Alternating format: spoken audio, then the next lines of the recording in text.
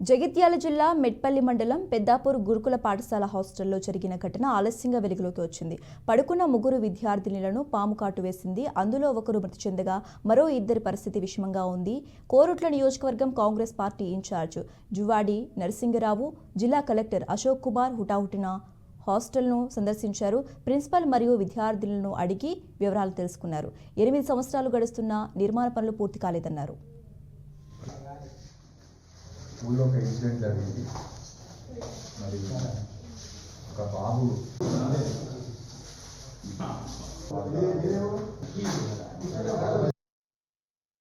దాదాపు 2016లో టెండర్ అయింది. ఆ బిల్డింగ్ 2016లో టెండర్ అయిన బిల్డింగు ఇప్పటి వరకు పూర్తి కాలేదు. 4.5 కోట్ల బిల్డింగ్ అది.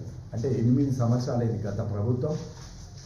మరి కాంట్రాక్టర్ను పిలిచో లేకపోతే ఇక్కడ ఏం జరుగుతుందని ఇక్కడ ప్రాతినిధ్యం వహిస్తున్న ప్రజాప్రతినిధులు కానీ ఈ టీఆర్ఎస్ ప్రభుత్వం చూసి చూడనట్టు ఎక్కడ ఒక పాలన మీద పట్టు లేకుండా గాలి వదిలేసిన ప్రభుత్వం టీఆర్ఎస్ ప్రభుత్వం.